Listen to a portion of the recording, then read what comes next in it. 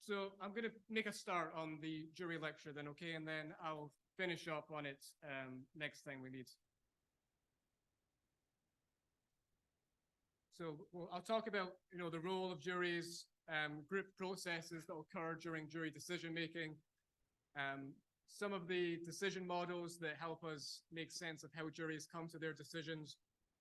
And then, some psychologists, most of their career is doing research on what factors might impact verdicts and perceptions of witnesses. And so I'll explain some of the research findings there as well.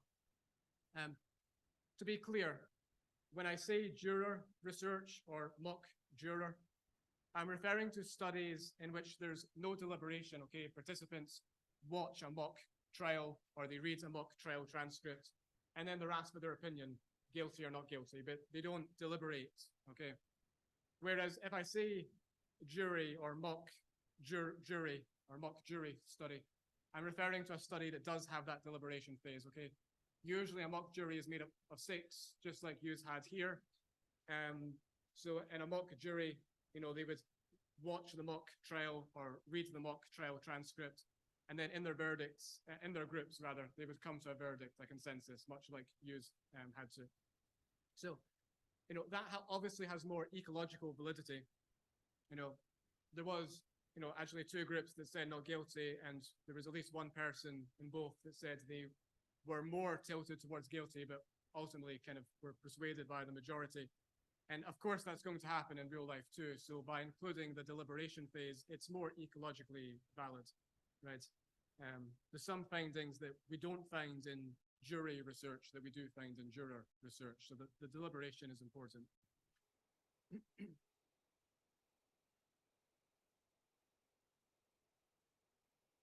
First, let me just explain some concepts or definitions. There's a distinction between adversarial systems and inquisitorial.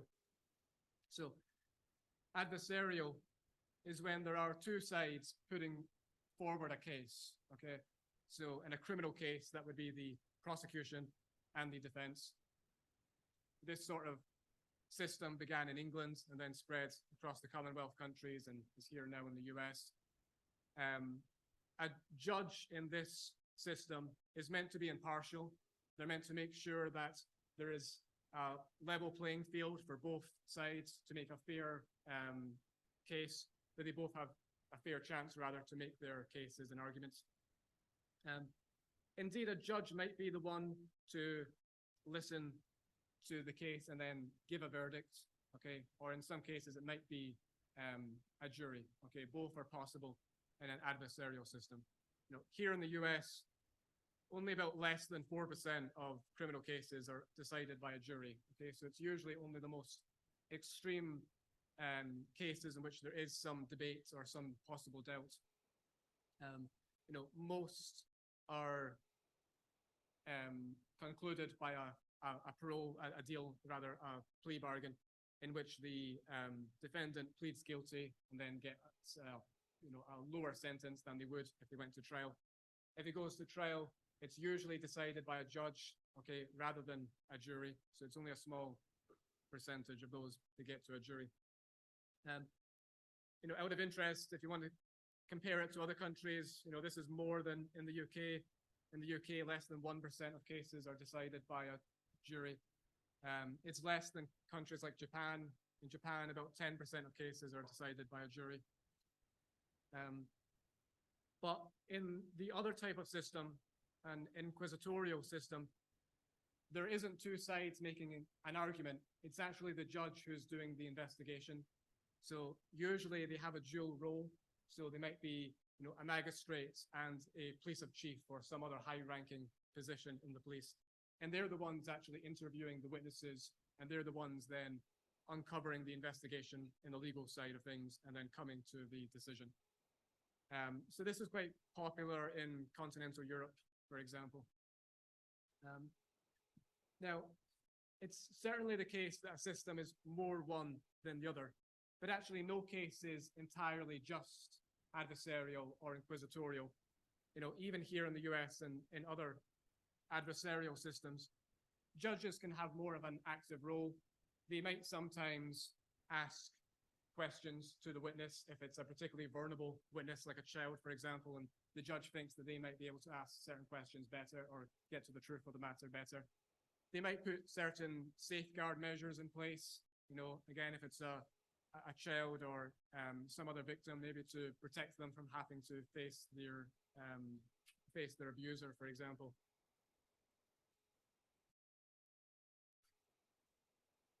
So here in the US, a jury will typically have 12 members, okay?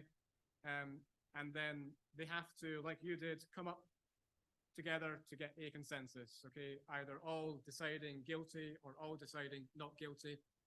There might be some extreme cases in which maybe deliberation has gone on a long time.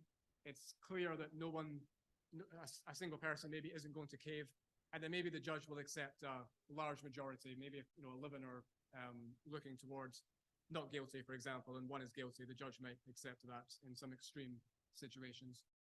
But for the most part, the jury of 12 have to come to a consensus.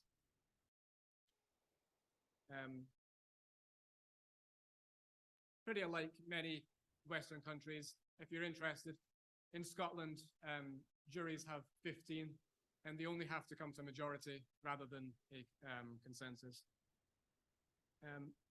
The jury foreperson is just a member of the 12, okay, who is selected to facilitate discussion, suggest when they take a vote, and then sometimes the one to read back the verdict to the courtroom once they return.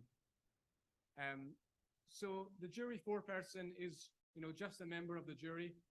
In theory, it should be someone at random, but actually the jury foreperson is usually male, usually of at least middle class income, usually very extroverted and assertive. So there's some pretty common personality characteristics. Quite often the person to speak first in the jury room, or the person to sit at the head of the table in the jury deliberation room. So there is quite commonalities to who the jury foreperson is. So, you know, the jury would just be asked to decide themselves, the foreperson, once they're in the deliberation room. Whether this actually matters is up for debate. When jurors are interviewed afterwards on whether they thought the jury foreperson influenced their decision or persuaded them in any way, the majority usually say that they didn't have any influence or didn't really persuade them in any way. So that would indicate it doesn't really matter who the jury foreperson is if it's not having a direct impact on the verdict. But there's certainly some signs it's having an indirect verdict, an indirect impact, because there's kind of two main ways a jury can come to their decision, because, you know, they're not given a guideline or anything like that. It's up to them how they come to their deliberation, okay, how they come to their verdicts. They're just left to decide. Now, the main two ways are either going through the evidence one at a time, discussing it, and then having a vote at the end. Or the other way is having a vote straight away, seeing who is leaning towards guilty, who's leaning towards not guilty, and then trying to build a bridge so that they can kind of understand each other. And the jury foreperson certainly has a large influence on which route the jury goes down, okay, whether they, you know, take a vote straight away or whether they evaluate all of the evidence initially. Deliberation is to be done in secret, so the jury, you know, comes back with a final verdict. It's not really up for question to anyone, because they're meant to be impartial. And the premise here is that they should be convinced beyond all reasonable doubt that the defendant is guilty. So, you know, if it's a civil case, a lawsuit, the person who's deciding the outcome only has to be more persuaded by one side than the other. Okay, they only have to be 51% sure that this side is correct. But in a criminal case, they have to be convinced beyond all reasonable doubts. Okay, now obviously there's quite often always going to be at least some doubt, but that doubt has to be really, really minimal. Okay, so that it seems unreasonable, really, that this person is innocent if it's a guilty verdict that they're coming to. So about 99% convinced that the person is guilty is kind of the numerical value if they want to come back with a convinced beyond all reasonable doubt. So the idea here is that, a group of 12 is going to be wiser than just having one person. They're discussing it and bringing new ideas and discussing ideas, so hopefully being more rigorous and critical in their evaluations. But also they're blank slates. They don't really have anything to gain, okay, other than seeing justice done, okay? They shouldn't know the defendant or the victim or anyone involved in the legal process. They should be coming into this, listening just the evidence objectively, and then that's it. They should be representative, so, of the local community, so representative of the local community's age and ethnicities and, all walks of life, different occupations, and so on. For the most part, this seems to be true. I mean, jurors are selected at random, and if you, really do select people at random, it should be representative. The only real issue is that it's easier for younger jurors to get out of jury duty because they often have obligations that might get them out of it. So sometimes the mean age of the jury is older than it's intended to be, because it's harder usually for older members of the jury to get out of jury duty. And certainly they are meant to be impartial. And what I mean here by impartiality really centers on three main factors. They should be able to put aside any pre-existing biases, prejudices, attitudes. If they have a preconceived idea about a certain group of people, they shouldn't be allowing that to sway their opinions in the courtroom. Okay, they should still be listening to the evidence objectively. Now, whether juries actually do that, we'll scrutinize a bit more and is up for debate. But here in the US, there's a pretty robust jury selection process, okay, in which lawyers can ask questions to potential jurors, opinions on death penalty, previous contact with police, your opinions on this group of people, and so on. And then that allows them to screen out, jurors that they might think could be problematic when it comes to impartiality. The jury should also ignore information that's not admissible. So evidence that they've, or not really evidence, rather, statements that they've maybe heard in the news, okay? They shouldn't be allowing that to influence their verdicts, okay? It should only be what they listen to in the courtroom. If a lawyer says something and then someone objects and the judge declares it's inadmissible, the jury shouldn't be giving attention to that, okay? They should be putting that aside. Really, in reality, jurors don't, okay? If they hear something in the courtroom, they're going to still consider it, even if they're told not to. But they should be putting aside what they've heard in the news. But again, we'll come back to whether they actually can do that or not. The third one is the easiest to determine, really, that they shouldn't have any connection to the defendant. Okay, that's the easiest component of impartiality to determine. Now, the biggest potential threat, really, to impartiality is the media. It might be the case that a case is high profile, that it's well covered in the news, and then when the person is selected for jury duty, they've already heard about the case, the details from the news, maybe have some prior ideas on the defendant, and so on. In most cases, this is going to be a negative reception or a negative portrayal that they've came across of the defendant, okay, that might potentially tilt them to being more likely to vote guilty. Now, in extreme cases, a judge can sequester the jury, meaning that they don't have any contact with the outside world. They attend the trial, and then they all go to a hotel together where they don't have access to the news or to papers or to contact with those in their normal lives, and they miss their work and so on. And so until the trial is finished, they have zero contact with the media. But this is only pretty extreme. Another option to a judge is to change the location. So, if a case has been heavily covered in this community, then deciding it should be tried somewhere else. But again, these are only in pretty extreme cases. There was a TV show on Amazon called Jury Duty, by the way, earlier in the year. It's a comedy, but actually it shows the jury deliberation process, and they're sequestered as well, and it's pretty good. But for those interested, it's someone selected for jury duty, and then they think it's a normal trial, but actually it isn't. It's all kind of prank. It's a fake case, and the other jurors are in on it. But in most cases, like I say, it's going to be a negative portrayal of the defendant that might tilt them towards voting guilty. But in theory, it could be a positive portrayal. There could be news stories about how unfair the criminal investigation was, and that this person, has been unfairly arrested. That could be a narrative of a news program. So to investigate this in 2008, there was a study that looked at the influence of pre-trial publicity, both positive and negative. Okay, and what they found was significant findings or significant impacts from both types of pre-trial publicity. And it was what you would expect. Okay, if the pre-trial publicity was negative, they were more likely to vote guilty, more likely to have negative perceptions of the defendant.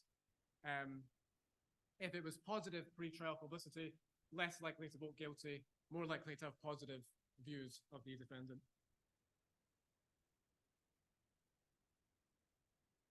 A kind of summary of the literature on this tells us that effects are larger when it comes to the impact of pre-trial publicity on cases to do with murder, sexual abuse, drugs, with members of the local community rather than elsewhere. But also, actually, when the interval between exposure and trial is larger, which isn't really what you would intuitively expect. You would expect the impact of pre-trial publicity to be greater the closer it happens to the trial, but actually the opposite is found. And this is called a sleeper effect, because the idea here is that if a jury is told, disregard what you heard in the news, if they remember, well, I heard this in the news last week or yesterday, I can actively put this aside. But if you heard it in the news several months ago, then maybe it's impacted your perception without you really realizing it, or without you actively being able to set it aside. So it seems to be the larger the period, the greater the effect. But also it depends upon the strength of evidence, unsurprisingly. If the evidence being presented is incredibly weak, most people are going to vote not guilty, regardless of pre-trial publicity. If it's incredibly strong, most people are going to vote guilty, regardless of pre-trial publicity. Okay, so it's going to be moderated, this relationship, by the strength of the evidence. Okay. What hasn't really been studied, but what is another threat to impartiality more recently is social media.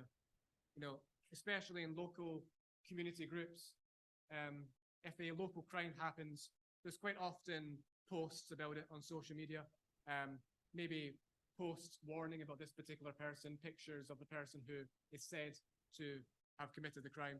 All of this, we know does have a potential impact to also taint perceptions during trials. Okay, I'll quickly just tell you a bit about some group processes before we finish. These are from social psychology, and we've covered some of them already in the first module.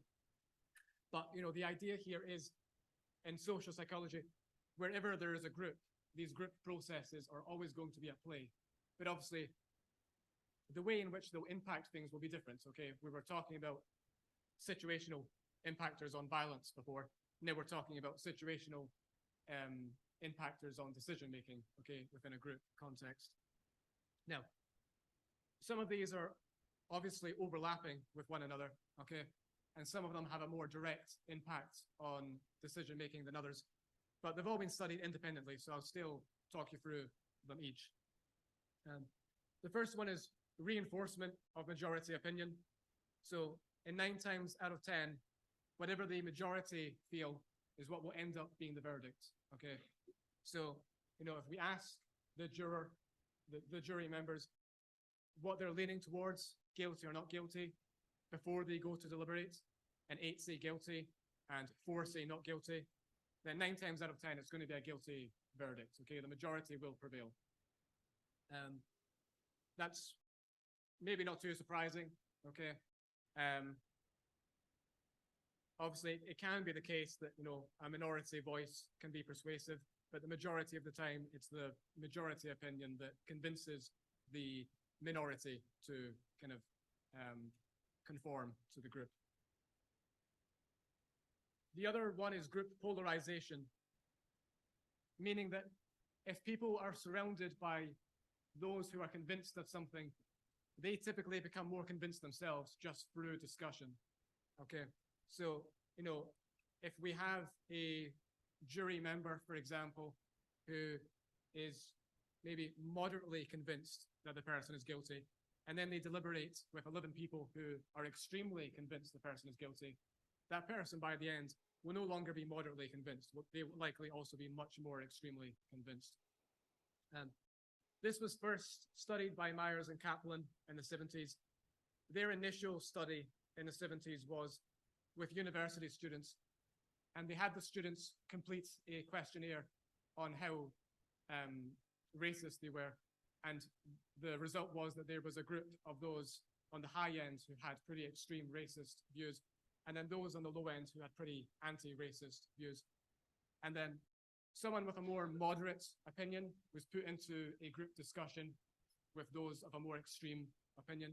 So if someone had a score that was slightly above average on this racism scale, they would be in a group discussion with several people with extremely racist opinions.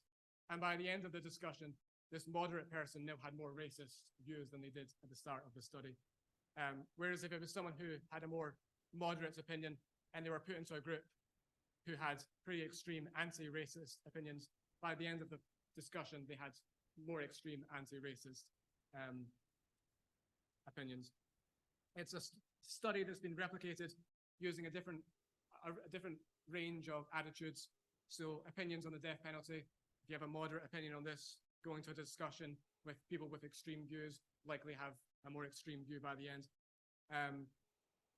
More recently, opinions on presidential candidates, pretty recently.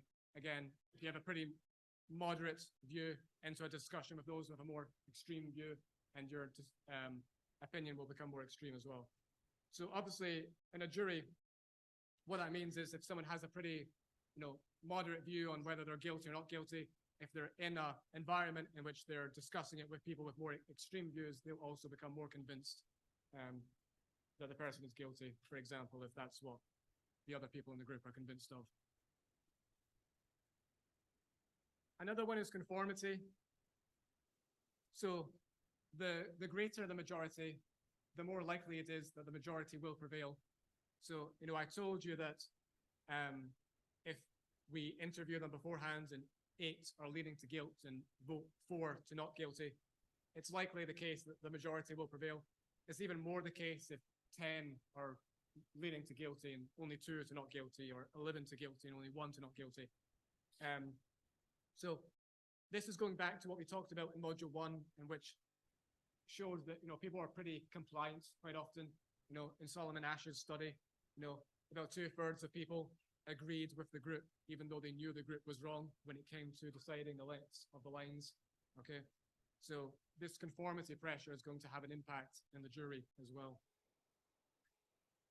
This other one is social loafing, which is when you're in a group environment, responsibility is diffused, okay? And so you don't really take much responsibility for the outcome, okay? Because it's not just you who's deciding the outcome, there's a group of 12 people.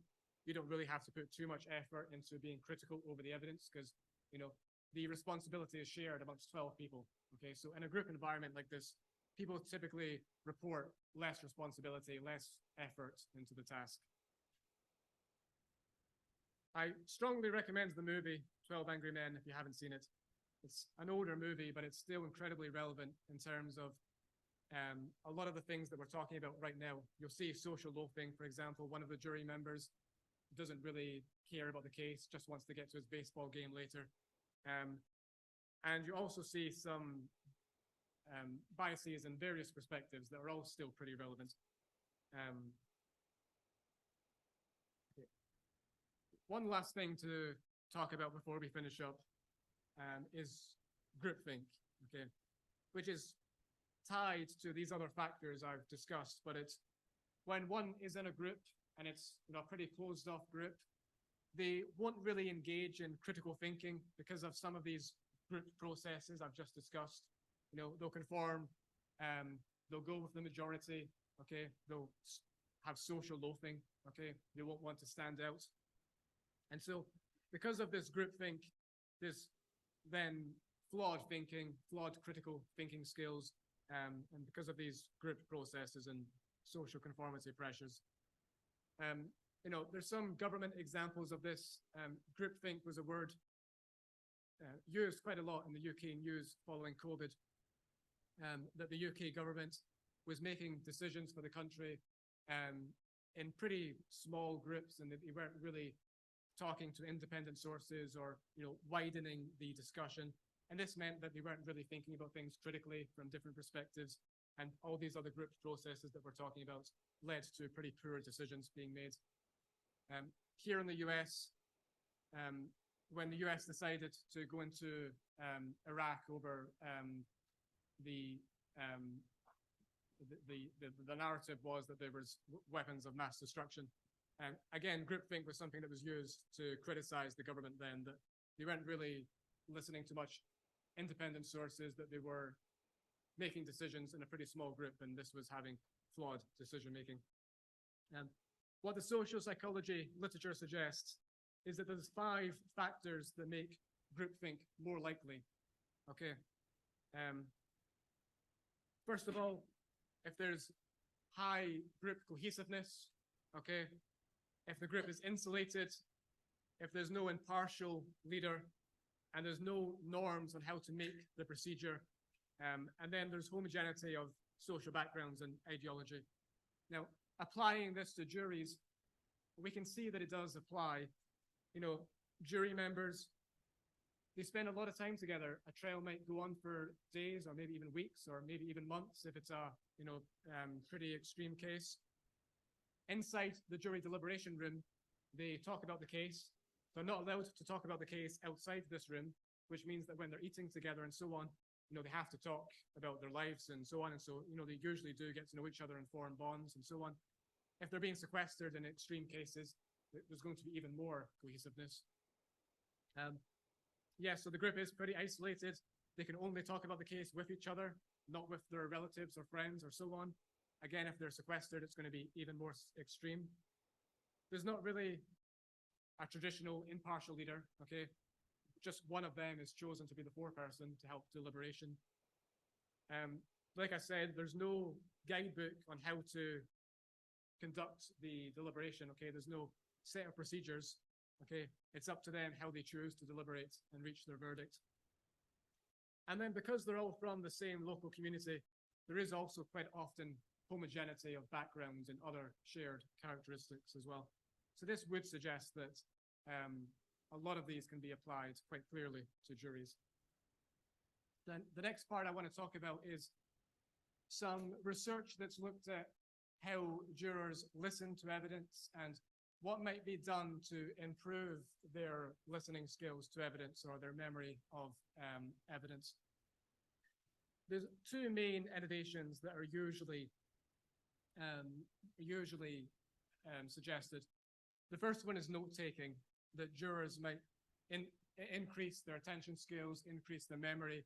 If they're, taking notes throughout, kind of like I've suggested to you here, if you're taking verbatim notes, it's much easier to keep your attention in the lecture than if you're not. The idea is the same for jurors, that if they're taking verbatim notes or as close as possible, they'll pay more attention to the testimony and to the evidence being presented and less likely to kind of, wander off in their heads. But also it might help reinforce the memory as well. Now, here in the US, jurors are always allowed to take notes, which is different from some countries. In Canada and the UK, for example, the judge needs to give permission and it's, trial by trial basis. But here in the US, jurors always have the right to take notes if they want to, but they're not always told this, okay? It's up to the judge if they tell the jury, you're allowed to take notes, or if it's something that's not mentioned, okay? So, it's something that's allowed, but jurors aren't always aware of it. Sometimes legal scholars have put forward possible possible limitations or fears that might happen from jurors taking notes. The main fear that's often argued is that if there's a disagreement in a deliberation, did the witness say this or did they say that? Well, one of the jurors might say, well, I took a note of it, okay? And then everyone in the room might say, well, that must be true. Okay, if this person took a note of it, then we'll stop the disagreement and we'll, believe that that note is correct. But this is more theoretical, okay? There isn't actually really any evidence to back up that this is a genuine limitation. The evidence that's been carried out, the research that has been done, suggests that it actually does improve attention and it does improve memory. So it does seem to be beneficial for jurors to do this. The second proposition is that jurors should be able to ask questions.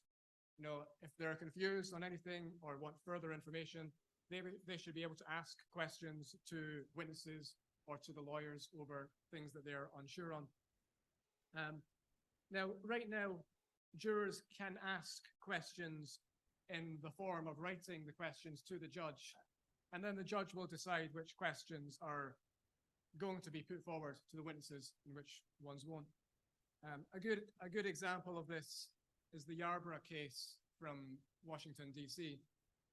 Yarborough was the defendant, and he was on trial for murder. He had shot a 16-year-old boy who he said was trying to rob his truck. The shooting happened on the side of the road. And he was pleading not guilty by reason of self-defense. He was, claiming that he had shot this boy in self-defense when his truck was being robbed. The jury had over 30 questions that they gave to the judge.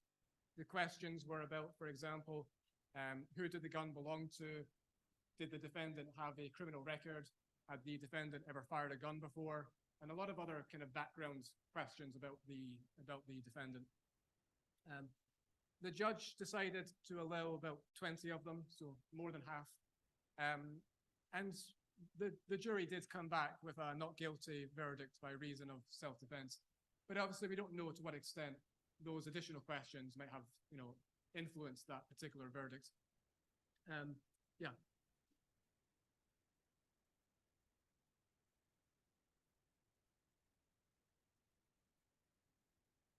I believe it was near the end of the trial because the primary witnesses had given testimony. Now, the research that's been done on this, on what actually is asked by jurors, is that actually they don't usually ask questions that help to get to the truth of the matter. Usually the questions are about legal terminology, like what's actually meant by reasonable doubt, for example. And what the research tells us is that on average, there isn't really much benefit or negatives of allowing jurors to ask questions. When, for example, we've asked the prosecution and the defense and the judge and the jurors to fill out a survey at the end on how satisfied they were on the overall process, the ability to ask questions actually doesn't impact the satisfaction from either side, from the prosecution or defense, or even from the jurors or the judge. So the main takeaway, it seems right now from the research, is that there isn't really much advantage or disadvantage to having jurors ask questions. Something else that impacts how jurors listen to evidence is what's called the CSI effect. Now, this is that really, since the emergence of shows like CSI, it's had a large impact on what the general public expects when it comes to criminal investigations and when it comes to a trial. They expect to see the same tests that they see in their TV shows, and they expect to see the same evidence put forward. Now, this was originally coined by Heinrich in a text, and he really uses it as a pretty negative concept. He puts forward cases in this original text in which the CSI effect certainly did have a quite damaging impact. So, for example, there was a man from Illinois. He was on trial for killing his ex-girlfriend. He was found not guilty by the jury. When the jury was asked why, they said because the police did not test the blood-stained sheets to see if it was a match for his blood, even though there was other evidence put forward. As soon as he was released, he went straight to his ex-girlfriend's house and killed her. Okay, and so actually he finished off the crime he was accused of attempting to do. And Heinrich puts forward other similar cases, a case in Phoenix in which a man was on trial again for murder. He had bloody clothes in his car, and again, the police hadn't tested the blood to see if it was a match, but there was other evidence, and he was found not guilty. Again, the jury said because of the lack of blood testing, and he again went on to commit a violent crime once he was released. So what Heinrich argues is that, jurors sometimes don't understand that, first of all, lab tests can be very, very expensive. It might be thought that if there's suitable evidence already, then it's not really in the public's best interest to spend taxes on a further lab test. But also some tests take months or even years to complete. And so again, this might not be convenient to the legal strategy that the prosecution is doing. So the main argument by Heinrich really was that this was creating unreasonable or unrealistic expectations in the eyes of the jury. And, certainly some things are not like this, like in CSI, in shows like CSI, by the push of a button, you can clean up surveillance, right? You have a blurry photograph and then you can perfectly make it visible. There's no technology like that in real life, right? With artificial intelligence, we're getting closer with AI being able to kind of fill the blanks, but it's not like it is on television shows. Now, certainly there's pretty solid evidence that watching crime shows does impact the expectations that jurors have, and it does also impact their verdicts. But some of the more recent research is framing this more in a positive light than Heinrich did, that it means jurors or the general public are becoming more educated, and so their standards for evidence are becoming higher, their expectations are becoming higher. And according to more recent researchers, this can only be a good thing if jurors are demanding a higher level of evidence. And also, it does seem to largely depend on the strength of the case being presented.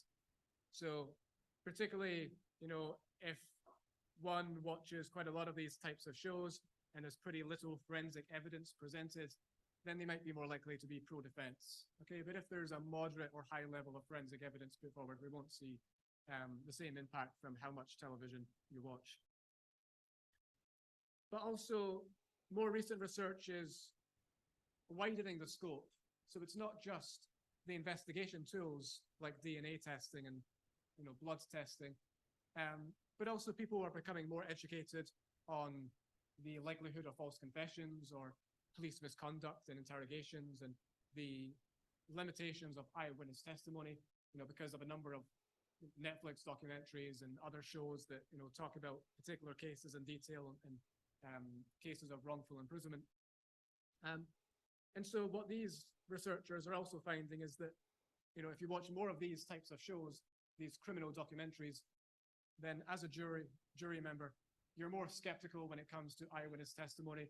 You scrutinize more carefully police interrogations to see if there's any evidence of misconduct. And again, these researchers argue that, this can only be a good thing if there's a higher level of standard in education. But also this is straying pretty far from what Heinrich really meant by the CSI effect. It's broadening the definition quite substantially. So if we're talking really about the impact of crime documentaries, maybe a different term should maybe be used rather than CSI effect, since it's talking about something slightly different.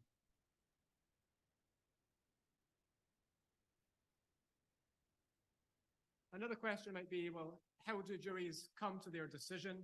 And so a number of models have been developed to help explain or account for this. Initially, most models came under what was called mathematical models. The idea here was that as jury members were listening to a case, they were assigning a certain value to the evidence being presented. So, the defense puts forward testimony, and then, well, that seems somewhat convincing, maybe 20 points to that side, or, I'm 20% convinced now by that side.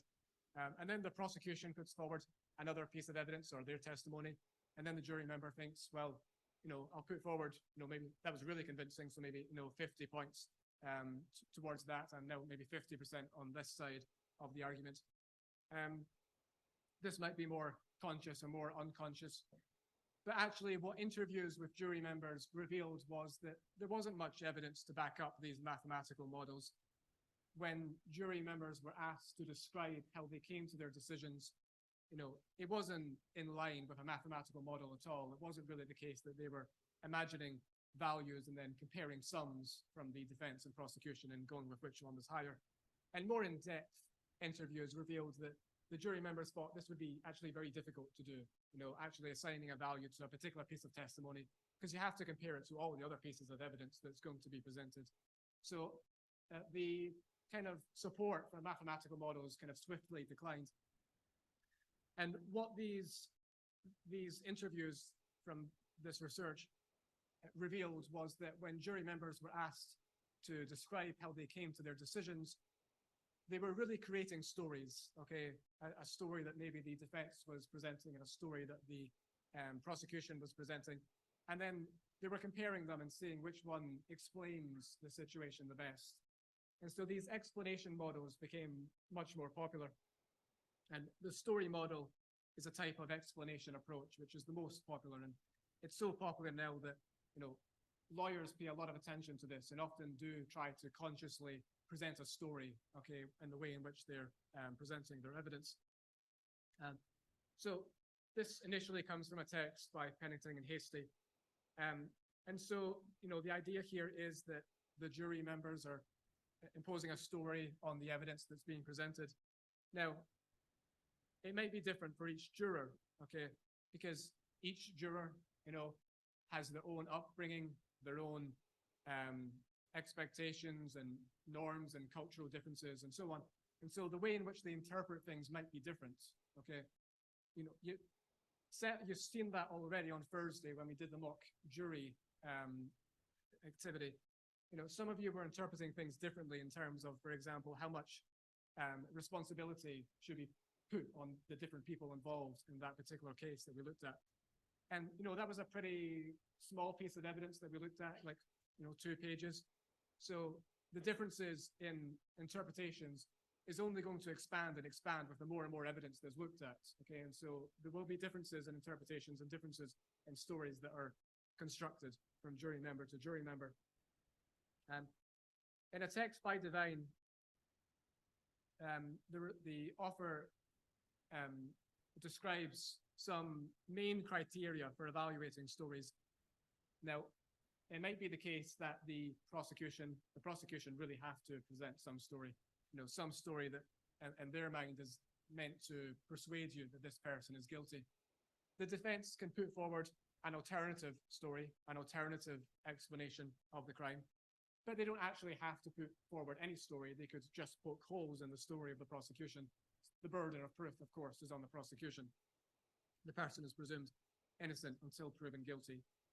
But when you're evaluating either both stories or just the prosecution's story, the criteria is, first of all, the coverage.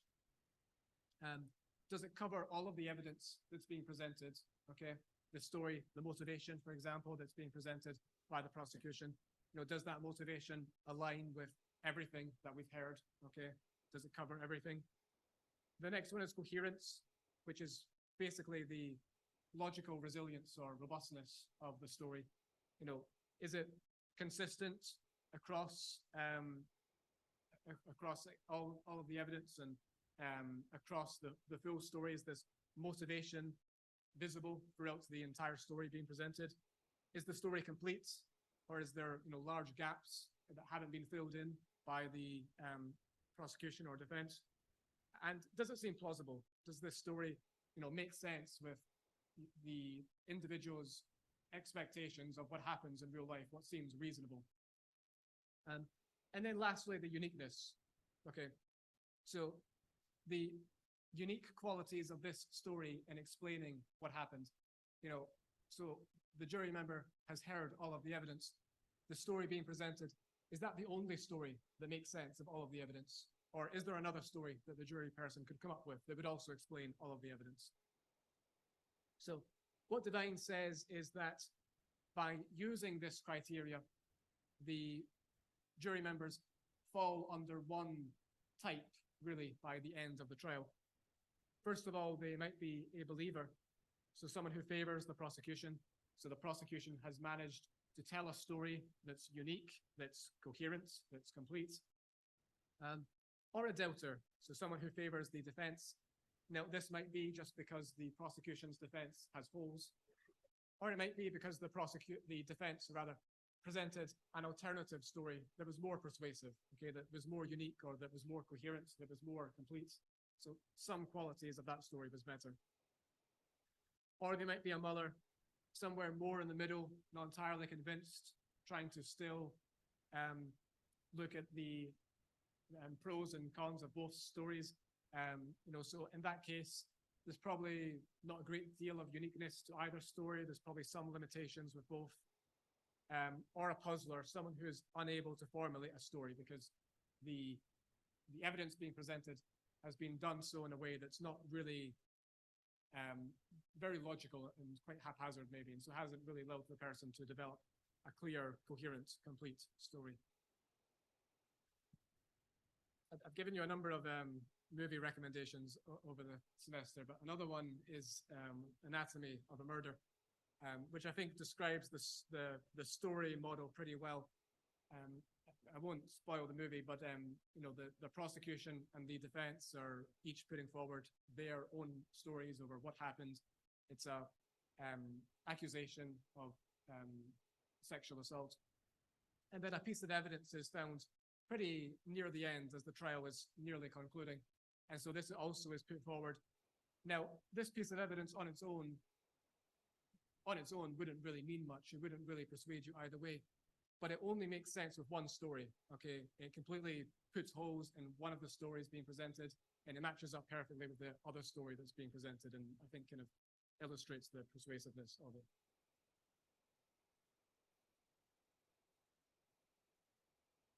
Okay, so something I also briefly mentioned is that researchers in this field often study what impacts verdicts and perceptions during trials, how juries come to their decisions, and so on. There's four main ways, really, of studying juror or jury behavior. The first one is post-trial interviews, which is fairly unique to the US. In many countries, the UK and Canada, for example, jury members can never talk about what happens in the deliberation process or during the trial if certain parts are kept confidential. So you can't interview jury members after the case is finished in these countries. But in the US, jury members cannot talk about the case when the trial is going on, but once the trial is concluded, they're free to talk to whoever they want to about the case that they observed. In fact, not only talk about it, but they often appear in documentaries or write books on it if it's high-profile cases over here. So this gives insights that's pretty unique and that's obviously high in external validity because it's an actual case. It's an actual jury member who was actually on the case, who actually observed the evidence, who was actually part of the deliberation, and they can talk about that process and their thinking process and what was persuasive for them. But there's some limitations, of course. First of all, the jury member might want to present themselves in a certain way. There's going to be social desirability here, okay? And also, they might not remember everything exactly correct. They, might not have a great memory or maybe not great insight into how the group came to a particular decision or, what swayed the group in one particular way. So they might be lacking in insight. And of course, if you're only getting one perspective, that's going to be skewed and limited. But also you can't with much certainty conclude causation. You can't really conclude from a study like this that this was the one factor that led to increasing the likelihood of a guilty verdict, for example. The next type is archives. So in this case, you're not actually interviewing anyone. The case is over. It might be fairly recent, or it might be an older case, and you're going through the court records. So the transcript, for example, the evidence that was presented and shown to the jury. Obviously, this is limited in questions that can be asked. You know, in a post-trial interview, you can theoretically ask whatever questions you want. And as we'll see with the other types as well, you could really come up with whatever question you want. But in archives, you know, the questions have been asked, the data's already been gathered. You can't gather additional data. It's done, it's collected. There might have been biases over how the records and documents were put together and gathered, okay? And again, you can't demonstrate cause and effect, okay? You can't demonstrate that this is the variable, this is the factor that led to this particular perception or this particular verdict. Field studies is getting permission from the court to sit in during the trial and observe, okay? And again, this is high in external validity. It's a real case that you're watching. But permission from the courts can be difficult. And again, you can't demonstrate cause and effect. You can't manipulate a particular variable. There's going to be confounding variables, right? So, you know, in the Yarborough case, for example, I said that the jury members were able to ask questions, okay? Maybe I, in a field study, observed this, and then I also observed another study in which it was also a murder trial, and the defendant was also pleading not guilty by reason of self-defense. And maybe in that trial, the jury members were not able to ask questions. I wouldn't be able to conclude that it was the difference in asking questions that led to a difference in verdict if there was a difference in verdict, right? Because there would be so many other differences, right?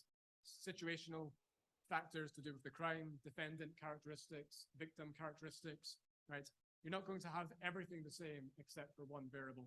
You can only do that in a simulation study, okay? A simulation or experimental study is the only one that demonstrates cause and effect, okay? In this case, you keep everything the same across participants except one factor, okay? So I have participants either watching a mock trial, either in person or on a video, or they read a mock transcript like you did on Thursday. And for all of the participants, everything's the same except one thing, okay? So in the study I showed you, you know, half the participants read the judge's summary, half did not. Everything was the same. That was the factor I was interested in seeing that has an effect. But it could be anything, really, right? So it could be, for example, the race or sex of the defendant or the victim, or some element of the defendant's background. You could manipulate whatever you want and keep everything else the same. And then that would demonstrate that this is the factor that led to the difference. The main drawback here is that it's not a real case, and this isn't a real defendant, and these aren't real jury members. So ecological validity here is questionable, okay? If it's a study somewhat like you did, for example, you know, you're asked to come to a verdict, you know that the consequences are not the same as in a real case, okay? If you come back with a verdict that's guilty, no one's going to prison, okay? We obviously cannot convince a jury, a mock jury, that this would be the outcome, okay? No matter what, they know that once the study's over, everyone's going back home, no one's going to be harmed. And so they might not actually act the exact same way in an experiment as they would in real life. Another thing is the elements of a trial that might not be identifiable when it comes to experimental stimuli. So for example, if it's a transcript, that's not really getting across how confident a witness is, okay? As we'll see, there's many things that determine perceived confidence, from eye contact to stuttering, okay, to body language, a number of things that might not be observable in a transcript, okay? So again, the impacts from the actual trial room, the courtroom itself, might have a different impact than it would in a lab study. Simulation studies are the most popular in this field, and there have been kind of general takeaways that are clear from the literature in terms of what factors impact verdicts and perceptions. I'll go through them in terms of demographic variables and personality traits and attitudes relating to the jury members themselves, and then defendant characteristics and victim witness characteristics. Now, when it comes to demographic variables, we know that female jurors are less likely to endorse rape myths, more likely to render a guilty verdict in cases of sexual assault, more likely to believe a victim in cases of sexual assault. So in the study I talked to you about on Thursday, I did find a pretty clear difference between the male and female participants. And there's a wide range of studies that also back this up. It might be because female jurors, on average, are higher in empathy questionnaires than males are. And also they're more likely to be victims themselves, of course, of sexual assault, and so might find it easier to relate to or believe the victim in a sexual assault case.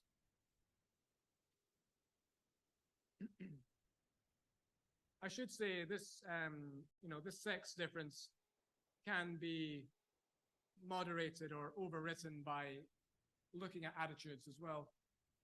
If you ask participants, for example, their views on feminist issues or egalitarianism, then there's no longer a sex difference if we're comparing people with similar ideologies. Another impactor is race. This goes back quite a long way in that the participants, if they're mock jurors, are more likely to be harsh when it comes to sentencing of a defendant of a different race than of a same race. But there's many caveats to this. Okay, first of all, that's usually only when the evidence is weak. If it's pretty overwhelmingly clear that this person is guilty, then it's less likely that race will come into it. But also in some cases, the opposite is found when it's a particular horrendous crime. This is called the black sheep effect in the literature, when, for example, white jury members, when it comes to maybe a particular brutal crime against a child, for example, they're more likely to be extra harsh to the defendant if they're of the same race than of a different race. And the psychology explanation behind that is that they're kind of trying to distance themselves from this person who did something so horrendous. Now, there are some changes in this literature. Over recent years, obviously, there's been some injustices brought more to light in the criminal justice system, that, for example, African Americans in this country have been treated more unfairly in some ways than white Americans. And that is having influence, particularly in more liberal areas of the country, like in California, that show us that actually more recent studies in these places, they're less likely to render a guilty verdict when it's a black defendant than when it's a white defendant, perhaps because they're more likely to consider all of these things that they've heard more recently in the news, and more likely to consider injustices and more carefully scrutinize the possible wrongdoings of the police. So it's not as simple as just, race impacts verdicts in this way. Okay, there's many other factors to it and caveats.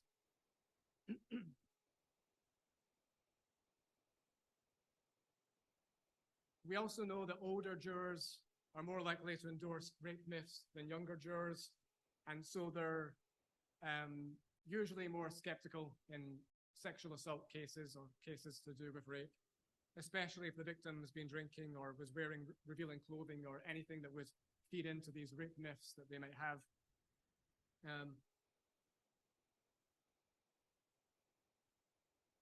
But yes, it's not as consistent as the findings to do with sex, okay? And it certainly does depend very much on the factors to do with the case.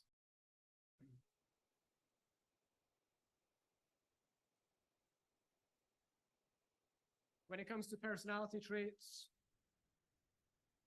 two traits probably found most clearly is, first of all, authoritarianism. This increases the odds of voting guilty. And then empathy, more likely to view a sexual assault victim and child victim witnesses as more credible than jurors who are lower in empathy. Okay, and so more likely, of course, to render a guilty verdict in sexual assault cases if higher in empathy.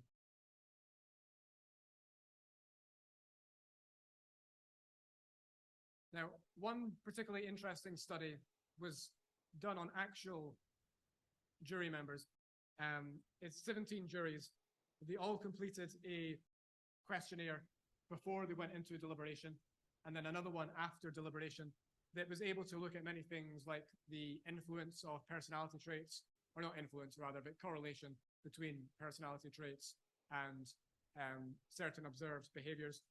And so, for example, extroversion was associated with being chosen as the jury foreperson, but also the more extroverted the foreperson, the more influence they were perceived to have by the other jurors, okay, on their deliberation and on their verdicts. And there's other studies also that demonstrate that being higher in extroversion makes one appear more confident and therefore appear more credible as a person as well. The other big five traits that is most relevant is conscientiousness. Those higher in conscientiousness are usually more careful when it comes to scrutinizing a case, and so less likely to render a guilty verdict.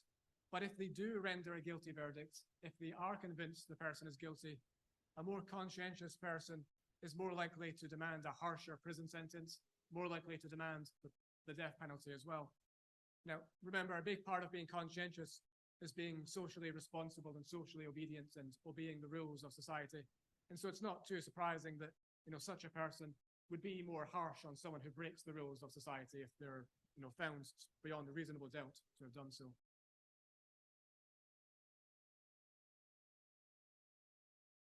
Two attitudes clearly found to be related is, first of all, rape myth endorsement. Unsurprisingly, if you endorse more rape myths, you're less likely to render a guilty verdict in cases of rape. And also attitudes on capital punishment. Unsurprisingly, if you are against the death penalty, you're less likely to render the death penalty when you're a jury member, and you're more likely to be pro-defense as well. If you're pro-death penalty, you're more likely to render a death penalty decision, and you're more likely to be pro-prosecution as well.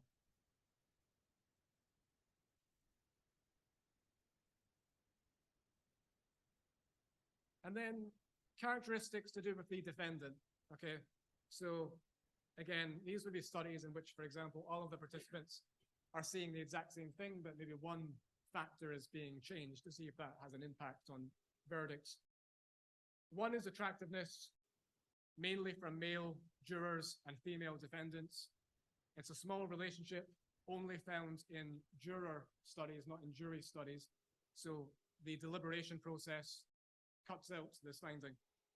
Okay, but in juror studies, if a male participant is asked to look at this video of a mock trial, then on average, the attractiveness of, or perceived attractiveness of the female defendant does have an impact on how likely they are to render a guilty verdict.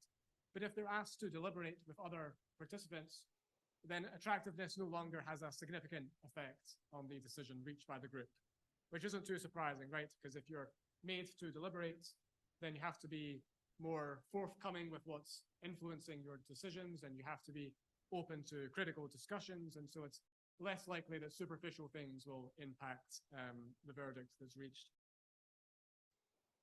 Male defendants are found more likely to be guilty than female defendants in cases of sexual assault, including cases when the child is the victim. This research, as far as I know, has only been done in the UK, but I've included it because you can maybe think about how it might be applied here in the US. But, you know, in the UK, there's still stereotypes that the Scottish, Irish, and Welsh are more likely to be criminal than the English. And so the accent of the defendant does have an impact, that English accents are less likely to get a guilty verdict than Scottish or Irish or Welsh accents, because they're kind of feeding into a stereotype. And maybe this can be applied here in the US, maybe if there's regions or accents that might be more associated with criminal behavior, then that might also impact perceptions and verdicts. If the defendant appears to be tearful and remorseful and has a evident disability, that makes it more likely the jury will take some pity on them and more likely to render not guilty verdicts.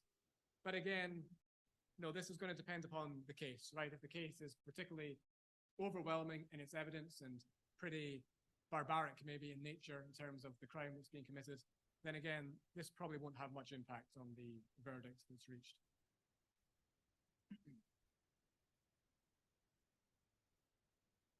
Okay, and then characteristics to do with the victim or witness. Well, something we touched upon briefly is that older children and adults usually thought to be more reliable than younger children, better memories.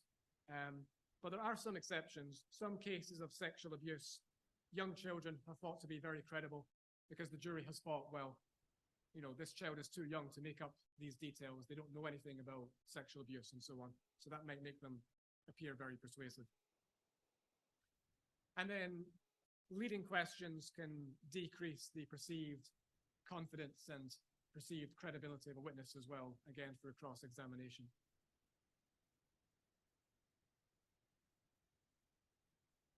Because remember, confidence remains one of the most persuading factors for jurors, and confidence can be observed in a number of ways, okay? So, you know, witnesses higher in shyness, usually regarded as being less confident by the jury. Witnesses higher in assertiveness, usually seen as more confident, more credible. Expert witnesses who maintain eye contact, more likely to be regarded as confident and credible. And again, there's other findings too, that if a witness is stuttering, for example, they're less likely to be regarded as confident and credible.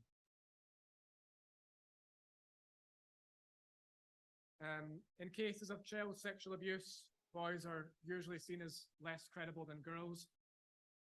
There's still maybe a misconception amongst jurors that, you know, this is a crime unlikely to happen to boys and that they're more likely maybe to defend themselves as well in these sorts of crimes. Emotionality from the victim or witness also can impact verdicts. Again, this will depend upon the case, okay, but sometimes the more the level of emotionality a child has can impact perceptions, okay, if they're too emotional or not emotional enough. And then also, smiling female witnesses are usually regarded as being more likable and sometimes more credible by jury members than non-smiling female witnesses.